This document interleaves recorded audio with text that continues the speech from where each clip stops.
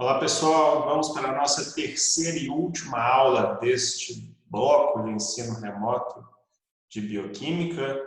Nas duas primeiras aulas desse bloco a gente viu como que a glicose é fundamental para que a gente tenha processos, vias bioquímicas energéticas a partir dessa glicose, né? A gente viu as vias glicolíticas, ciclo de Krebs e cadeia transportadora de elétrons funcionando no processo de geração de ATPs no metabolismo aeróbio, né, que usa o oxigênio como quem vai receber lá no final os elétrons gerados nos processos de quebra da glicose em CO2.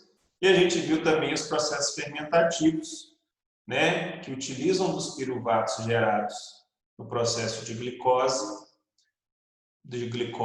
para poder renovar os receptores eletrônicos quando não há o consumo do oxigênio lá no final para receber os elétrons. Bom, vimos também que essa glicose não serve só para ser quebrada em moléculas de CO2 para poder gerar energia, né? Várias moléculas intermediárias dessa glicose ali vão ser a matéria-prima para formar outras moléculas, como aminoácidos, né, esteroides. E hoje nós vamos ver então como que outras moléculas menores, são utilizadas para formar glicoses e como também as glicoses podem ser utilizadas para formar polímeros, né, moléculas maiores, carboidratos maiores. Então hoje nós vamos falar sobre a síntese. Nos dois últimos momentos que a gente teve, a gente falou da quebra, né, da degradação de carboidratos, basicamente degradação da glicose, mostrando também que a gente pode até ingerir outros carboidratos, né, que não só a glicose, como frutose, dextrina, etc. Mas, no fim, todo mundo cai na via glicolítica ali, quando a gente está gerando energia. E a via glicolítica é extremamente importante como forma de gerar energia e também como forma de gerar os derivados dos carboidratos para a gente formar as nossas moléculas, como, por exemplo, a via de pentose fosfato, o início do ciclo de Krebs para gerar o alfa-cetoglutato, que é a base para formar aminoácidos, etc.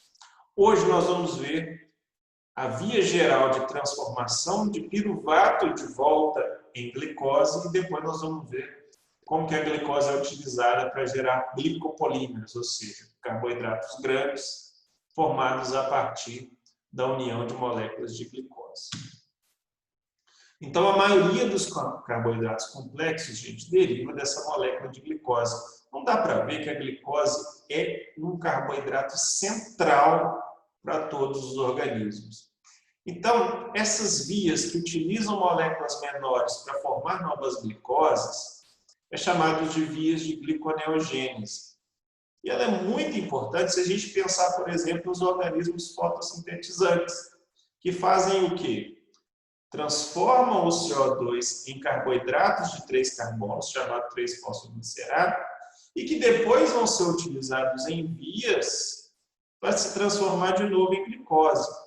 Então, a gente assume aqui que para a maioria dos organismos que a gente conhece, que tem importância agronômica, médica ou veterinária, a gente tem a glicose como o carboidrato central.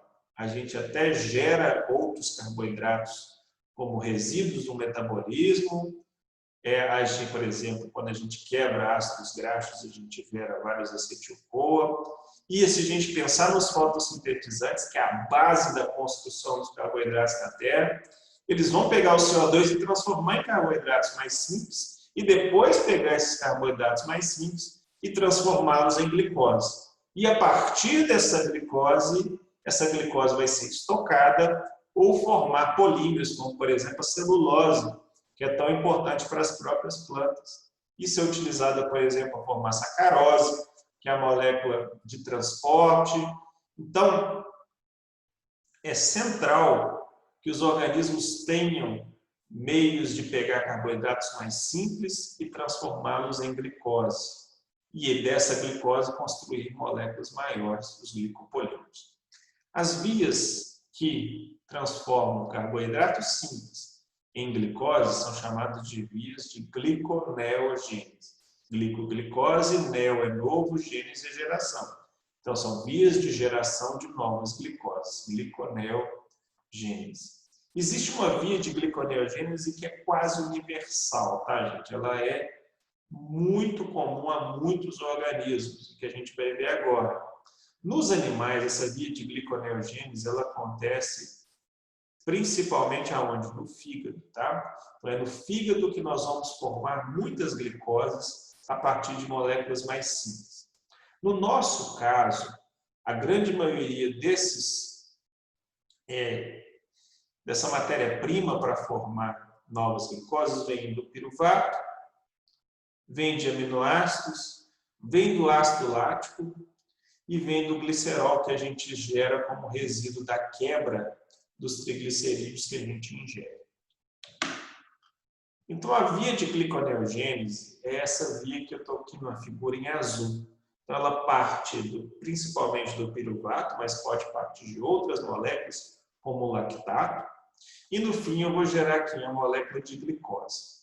Essa via principal de gliconeogênese, gente, ela tem várias reações. 7 das reações que ela possui são inversões, ou seja, vias invertidas da glicólise. Então, se a gente lembrar que a glicólise é a transformação da glicose em piruvato, que é essa via que está em vermelhinho aqui no desenho, então a glicólise é essa via em vermelho.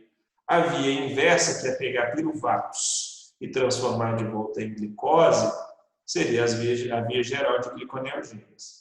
Vários passos dessa via, que estão representados por essa setinha de duplo sentido, são vias invertidas, ou seja, dependendo da concentração das enzimas e da ativação das enzimas nesse meio, a reação vai acontecer por um lado ou por outro, ok? Então, por exemplo, aqui, eu tenho essa via no final da gliconeogênese, que é o início da glicose, que é o quê? A formação do anel de 5 pentagonal em anel piramidal em hexagonal e a transformação do hexagonal em pentagonal no processo de glicose. Então, eu transformo glicose em frutose num processo e eu posso transformar frutose em glicose no próximo, utilizando a mesma no ambiente celular ali. São vias invertidas. Agora, existem vias que são exclusivas de cada passo. Essas vias são irreversíveis, ou seja, não há uma relação de, por exemplo, a mesma isomerização em sentido contrário, por exemplo. Essas vias são irreversíveis, ou seja, não tem essa correspondência e, portanto, são vias exclusivas de cada um, são reações exclusivas de cada uma dessas vias. Então, existem reações que só acontecem na glicólise e existe um grupo de reações que só acontecem na gliconeogênese. Esses passos que são exclusivos a gente chama de vias de contorno. E são geralmente as vias que são utilizadas para regular o processo. Então, por exemplo, quando eu quero desligar a glicólise, ou seja, a quebra da glicose para ativar a gliconeogênese, pegar essa glicose para formar, quando eu quero formar mais glicoses, eu freio uma e ativo a outra, porque senão eu vou estar ativando uma e freando a outra, no fim vai ficar um ciclo, cachorro correndo até do lado, né? Então essas vias exclusivas da gliconeogênese estão aqui, ó, no início do processo, na transformação do piruvato em fosfenolpiruvato, aqui, ó, no penúltimo passo da via, e depois, nem no penúltimo, no antepenúltimo, tá, gente? Então, aqui tá, antepenúltimo. E no último passo da via também é uma via exclusiva da gliconeogênese. Então, o processo começa já de cara numa via exclusiva. Essa via exclusiva é a via de transformação do piruvato em fosfenolpiruvato, que a sigla dele é PEC. Então, a transformação do piruvato em PEC é uma via exclusiva da gliconeogênese. neogênese. Então, o que acontece nesse processo? Esse processo envolve fases fora da mitocôndria, fases dentro da mitocôndria e, de novo, fases fora da mitocôndria. Então, fora da mitocôndria, o que vai acontecer? O piruvato é importado para dentro da mitocôndria. E lá dentro da mitocôndria, o piruvato vai reagir com o bicarbonato. Uma molécula de 3 carbonos vai reagir com uma de 1. E nesse processo, o que vai acontecer? Eu vou unir, eu vou juntar o piruvato com o bicarbonato, um processo que consome energia, por isso eu tenho que gastar a energia da quebra de um ATP. Então, o ATP entra como um adjuvante aqui, fornecendo energia para catalisar, para ajudar nesse processo de quê? De fusão do piruvato com o bicarbonato. Então, a molécula de 3 carbonos, juntando com uma de 1, forma uma molécula de 4 carbonos, que é o oxaloacetato. Esse oxaloacetato, gente, ele é convertido aqui, ó, em malato, num processo de que esse oxaloacetato ele é reduzido. Então, o oxaloacetato é reduzido e, ao ser reduzido, ele se transforma em malato. Esse malato vai fazer o quê? Vai ser exportado para fora da mitocôndria e, lá fora da mitocôndria, esse malato vai ser de volta o quê? Oxidado e voltando ao oxaloacetato. Então, o oxaloacetato ele não é transportado para fora da membrana da mitocôndria. Então, ele precisa ser reduzido a malato, passa para fora da mitocôndria e depois ele é oxidado de volta ao oxaloacetato. E aí, esse oxaloacetato sofre um processo de quê? De descarboxilação. Ele perde esse grupo ácido dele aqui, formando o fosfenolpiruvato de 3 carbonos de novo. Então, quando eu tenho piruvato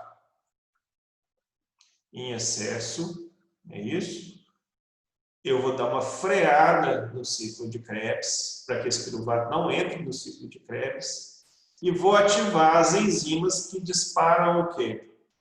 A via de gliconeogênese. E aí esse piruvato é importado para dentro da mitocôndria, convertido em oxaloacetato, convertido em malato, sai de volta da mitocôndria por forma de malato. Esse malato então é convertido em oxaloacetato de volta. E lá no citossol, esse oxaloacetato perde um CO2 e se transforma em fosfenolpiruvato. O que vai acontecer com esse fosfenolpiruvato, nós vamos ver daqui a pouco. O que eu vou mostrar agora para vocês é o seguinte, é que além do piruvato, outra fonte muito importante de matéria-prima para a gliconeogênese no corpo humano é o lactato, gerado pelo excesso de atividade muscular ali. Então, o que vai acontecer? Esse lactato ele é reduzido a piruvato, o piruvato entra de volta para dentro da mitocôndria. Lá dentro, ele vai ser convertido em oxaloacetato, e lá dentro ainda, esse oxaloacetato é descarboxilado na forma de fosfenolpiruvato, e aí o fosfenolpiruvato é jogado de volta para onde? Para fora da mitocôndria e vai seguir o seu processo. Então, dependendo da célula, né, por exemplo, o que vai acontecer? O lactato vai seguir esta via aqui. Se for piruvato, segue essa via aqui, sendo que no processo final, o que eu tenho é fosfenolpiruvato. O que vai acontecer com esse fosfenolpiruvato, gente? É o seguinte. Então, nós temos aqui o fosfenolpiruvato. Vai seguir todas aquelas vias que são comuns ao quê? A glicólise. Então, o fosfenolpiruvato vai ser modificado. Deixa eu só voltar aqui nas fases aqui, só para a gente acompanhar o que acontece com o fosfenol. Então, o que acontece? O fosfenolpiruvato vai sofrer uma reação de isomerização, né, formando 3-fosfoglicerato. Depois ele vai ganhar um fosfato do ATP. Depois ele vai sofrer o quê? Ó, NAD+, NADH vai ser reduzido e perder 2 fosfatos, formando o gliceraldeído 3-fosfato. Ele vai ser isomerizado, um deles em dihidroxicetona, e depois esses dois vão ser fundidos em frutose 6-fosfato. Então, notem, gente, que do fosfenolpiruvato até a frutose, nós temos vários passos que é exatamente o contrário da glicólise. Então, se vocês quiserem ver em detalhe, é só pegar a glicose e ver o que está acontecendo ao contrário. Então, se na glicólise, por exemplo, eu isomerizei tirando, por exemplo, o fosfato do carbono 2 para o carbono 3, vai ser exatamente o contrário, tá bom? E aí a gente chega, depois que a gente chega na frutose, no quê? Numa segunda fase exclusiva, que é a transformação da frutose 6-bifosfato na frutose. O que aconteceu aqui? Aqui eu vou fazer o quê? Uma hidrólise de um fosfato. Então, eu vou quebrar, vou tirar o fosfato daqui, quebrando a ligação do fosfato com o carbono, e para resolver o problema de ambos, eu vou dar um OH para um e o H+ para o outro. E aí eu formo o quê? Libero o fosfato e formo a frutose 6-fosfato. A frutose 6-fosfato, então, passa por uma outra fase que é comum, né, as duas. Eu transformo a frutose em glicose, e aí a frutose 6-fosfato se transforma em glicose 6-fosfose. E chego na última via, que é exclusiva também, que é uma nova hidrólise do outro fosfato da glicose que estava presa aqui, e aí eu libero a glicose pura aqui, sem o seu fosfato inorgânico. Ok? Então, gente, essa é o resumo da via de gliconeogênese. Ok? Então, gliconeogênese, só para lembrar, é a fase de transformação de 2 piruvatos em glicose. Ela tem vários passos que são comuns à via de quebra, com algumas vias exclusivas.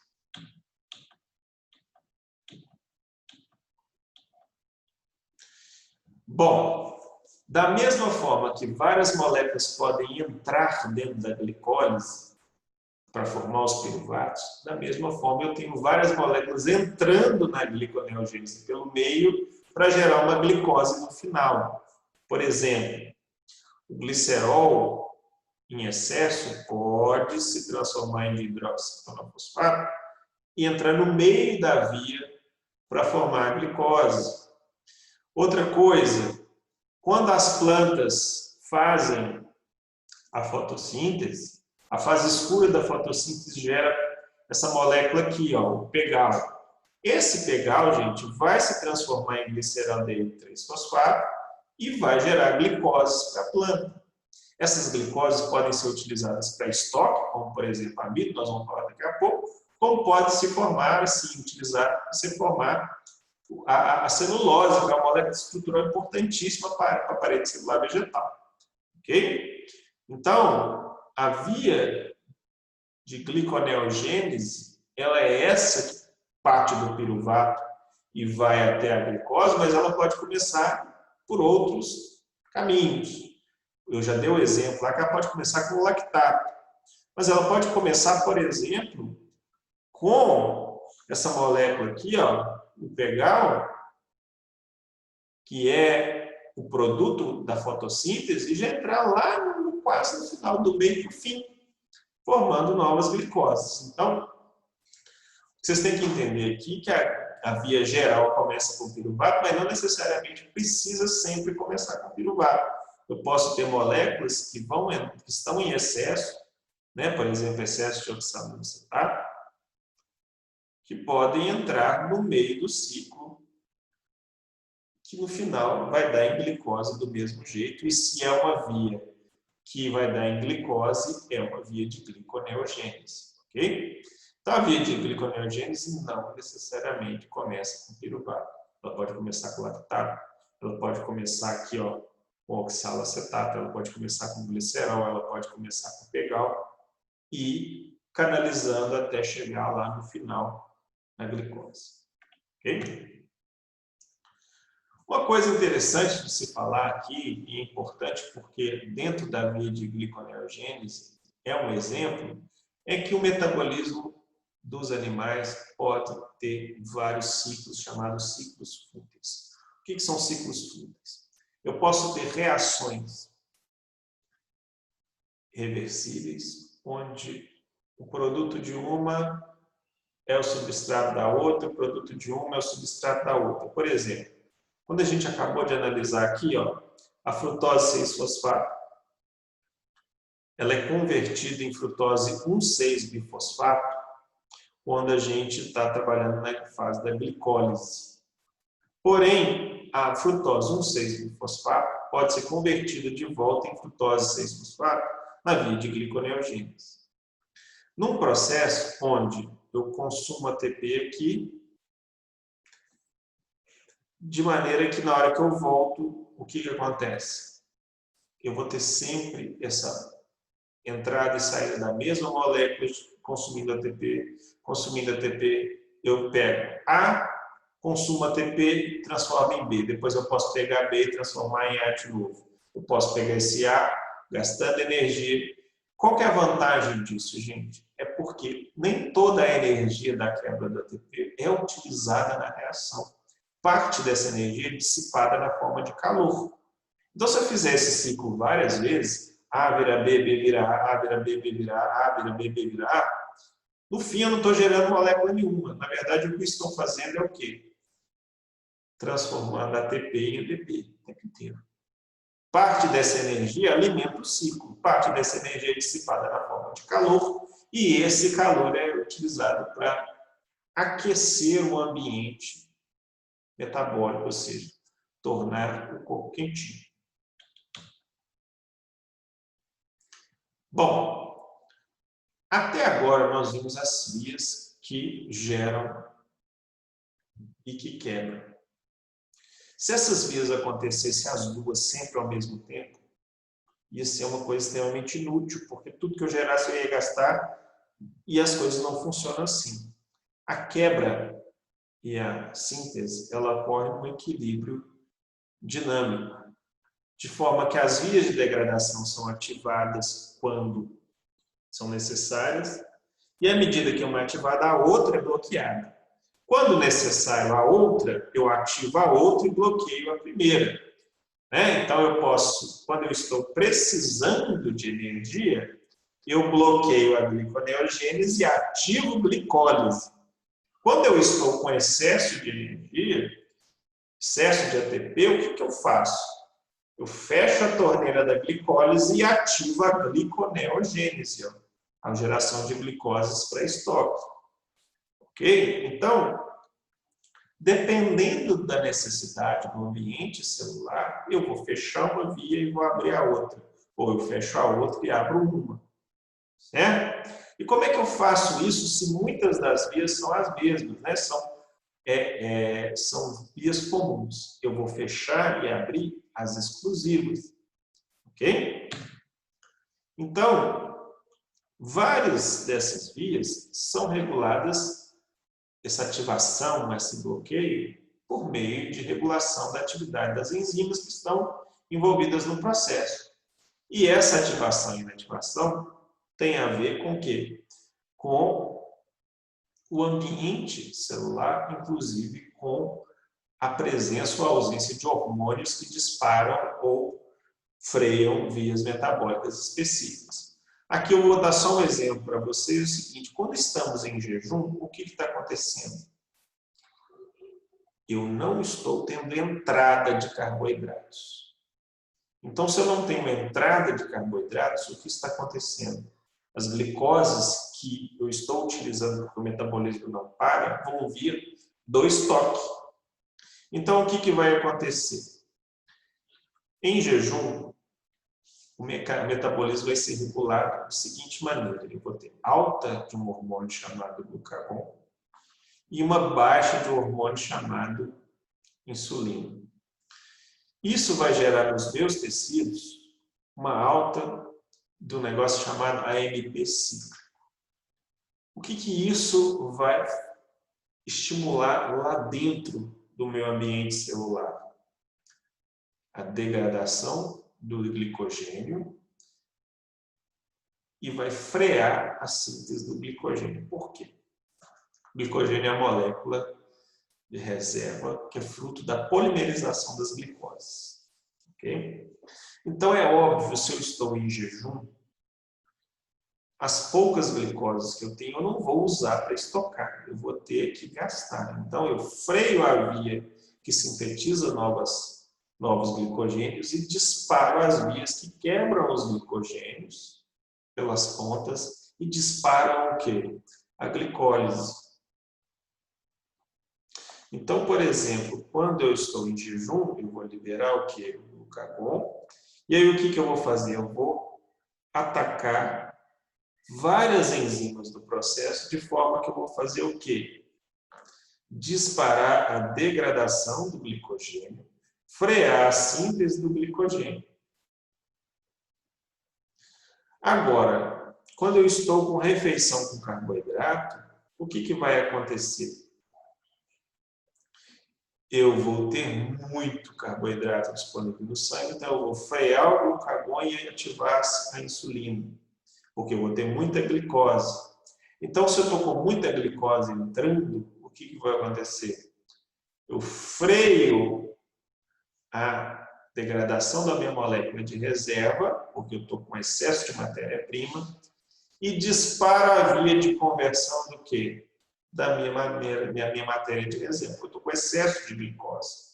Então, eu vou frear o consumo do glicogênio, que é o minha reserva, e vou disparar a síntese dele, porque eu estou com excesso de glicose, que é a matéria-prima. E no exercício, onde eu estou gastando pra caramba, a mesma coisa. Eu vou frear a síntese e descarregar o quê? O gasto, porque eu estou precisando de glicose e estou precisando de utilizar. Tudo isso é regulado pelo quê, gente? Por vários hormônios e neurotransmissores. Por exemplo, aqui, quando eu estou num exercício pesado, eu vou aumentar a produção de adrenalina e essa adrenalina vai fazer o mesmo efeito de disparar o gasto quanto o glucagon fazia. Só que eu não estou em jejum, eu estou em estresse, eu estou num exercício pesado. Mesma coisa, gente, os músculos vão fazer a mesma coisa. Então, eu tenho uma série de hormônios e reguladores de ambiente celular que vão fazer o quê? Disparar a via de queima de glicose ou de estoque de glicose de acordo com o ambiente celular e as minhas necessidades. Quem regula isso são vários hormônios, e esses hormônios, gente, principalmente glucagon, insulina e também adrenalina, que vão o quê? Atuar, gente, sobre enzimas específicas. Olha só o nível de enzimas que elas vão atacar. Então, cada uma dessas setinhas para cima e para baixo são o quê? São enzimas que são afetadas e que vão afetar o quê? Ciclo de Krebs, glicogênio, formação de glicogênio, quebra de glicogênio e assim por diante. Então, essa glicose, quando está em excesso, há o disparo da via de conversão em formas poliméricas de estocagem ou vias poliméricas vias de formação de polímeros estruturados. No nosso caso, a glicose em excesso é utilizada para formar o quê? Glicogênio, mas nas plantas é a formação do amido. Então, nos vegetais, nem todos os órgãos vão disparar a conversão de glicose em amido. Então, existem órgãos específicos para isso. Então, há uma mobilização de glicose dos tecidos onde ele é muito gerado, por exemplo, nos órgãos especializados em fotossíntese, que vão gerar muitas glicoses por gliconeogênese. Eu expliquei agora há pouco que o que? O produto da fotossíntese são os pegalos. Então, as células fotossintetizantes geram muitos pegalos.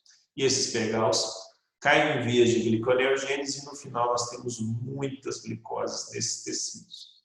Só que esses tecidos são especializados em fotossíntese. Existem outros tecidos especializados em estoque. Então, o que a planta precisa fazer? Pegar essas glicoses e transportá-las até o órgão de estoque. Nos vegetais, esse estoque, essa glicose para transporte, ela é transformada em sacarose. E ela viaja via flema na forma de sacarose, chega no tecido de estoque, por exemplo, o tubérculo, e ali essa glicose, essa sacarose é quebrada, e a glicose é utilizada para iniciar um ciclo de gliconeogênese, um ciclo de formação de amido ou outros polímeros estruturais. Nos insetos que precisam de muitas glicoses, por exemplo, para fazer a sua base, né, para formar os monossacarídeos, que são a base do exoesqueleto, né, da quitina, essa glicose é transportada na forma de trealose. Então, a biossíntese desses glicopolímeros envolve o quê? A fusão, ou seja, a união de vários monômeros de glicose, ou seja, a formação em sequência de ligações glicosídicas. Porém, não há uma formação, uma união aleatória, porque se fosse esperar dois monômeros de glicose se encontrarem aleatoriamente para poder juntar, isso não funciona. Então, eu tenho uma série de moléculas transportadoras que captam o quê? A glicose e tem alta afinidade pela enzima que vai promover a ligação peptídica. Essas moléculas transportadoras são chamadas de nucleotídeos de açúcar. Esses nucleotídeos de açúcar são principalmente o chamado UDP, né, que são baseados em uracila, né? Então esse nucleotídeo tem como base nitrogenada a uracila, ou a ADP-glicose, que é esse transportador cujo nucleotídeo tem como base nitrogenada a adenina. Então, o que acontece? No início da síntese, o que vai acontecer? Eu vou ter a ligação de quem? Da glicose na UDP, e essa UDP vai levar até o centro de formação do polímero. Então, no caso do glicogênio, aqui, ó, a gente tem o quê? O transportador se liga a quem? A glicose. E essa glicose vai ser atraída, esse transportador, pela glicogenina. E essa glicogenina é a enzima que vai promover as ligações glicosídicas no início do processo. Então, ela vai adicionar os primeiros 8, 10. Ela vai costurar esses primeiros monômeros de glicose ali. E depois que esses monômeros de glicose formam um polímero já maiorzinho, a glicogenina dá lugar a uma outra enzima chamada glicogênio sintetase. Então, o que a glicogênio sintetase faz é ter afinidade pelo polímero em construção e ter afinidade pelo nucleotídeo de açúcar, ou seja, o nucleotídeo de transporte. Ele recebe o nucleotídeo de transporte, ele entrega a nova glicose e a enzima, né, a glicogênio sintetase, vai promover aquela reação de união que a gente chama de ligação glicosídica, e a gente já viu na aula lá que a ligação glicosídica nada mais é que é uma reação, o produto de uma reação de desidratação. E ela vai ligar o quê? Esse monômero novo na cadeia crescente, mas ligando esse monômero novo no carbono certo, porque a gente viu que a gente pode promover vários tipos de ligações glicosídicas, por exemplo, o anomérico no carbono 3, o anomérico no carbono 5, em alfa, em beta. Então, a enzima que vai fazer esse processo ela é muito importante para coordenar o processo, ou seja, para ligar os dois monômeros de glicose do jeito certo. Por exemplo, no caso do glicogênio, a ligação correta é a 1-alfa-4. Se for de outro jeito, não vai sair glicogênio, vai sair uma outra coisa. E aí, gente, a gente viu que o quê? Que o glicogênio ele é ramificado. Então, como é que eu faço essa ramificação? Eu tenho uma enzima de ramificação do glicogênio. E aí, o que ele faz? Ele vai quebrar a cadeia crescente, então eu tenho uma cadeia crescente aqui. Ele vai promover a quebra dessa cadeia aqui e ligar esse pedaço lá atrás. E aí, agora o quê? Como resultado, a molécula fica com duas pontas, ou seja, com a ramificação. Então, não é que a molécula fica ramificada porque ela bifurca. Eu quebro ela na pontinha, olha só o que está acontecendo. Eu quebro ela aqui, pego esse pedaço e emendo aqui, ó. E aí a molécula vai ficar com uma ramificação. E eu faço isso a cada 12 monossacarídeos na cadeia. Gerou 12, eu quebro e ponho mais um pedaço. Eu gero 12, quebro mais um pedaço. E a molécula fica toda ramificada, parecendo uma bola de neve. E a ligação, como o carbono 4 já está ocupado, a ligação vai ocorrer sempre no carbono 6. Ô, gente, no amido, o processo é muito similar, né? Lembrando que o amido tem amilose e amilopectina, uma é linear, então não há essas quebras com ramificação. E na parte do amido que é ramificado, eu tenho a produção de uma sequência, eu quebro, põe uma ramificação. Lembrando que a ramificação do amido é mais longa, né? O glicogênio tem ramificações mais próximas e o amido tem uma ramificação mais longa. Mas uma outra diferença, lógico, além das enzimas, que são diferentes para animal e vegetal, eu tenho que o transportador não é o UDP-glicose, o transportador é o ATP-glicose, mas o processo é o mesmo. Ok? Gente, então essa foi a nossa última aula desse bloco. É importante que vocês tenham a compreensão do cenário geral, onde eu tenho, ao mesmo tempo, ocorrendo quebras e formações de moléculas, sendo a glicose a molécula central ali. Eu uso moléculas pequenas para formar novas glicoses e uso a glicose para formar moléculas maiores. Ok?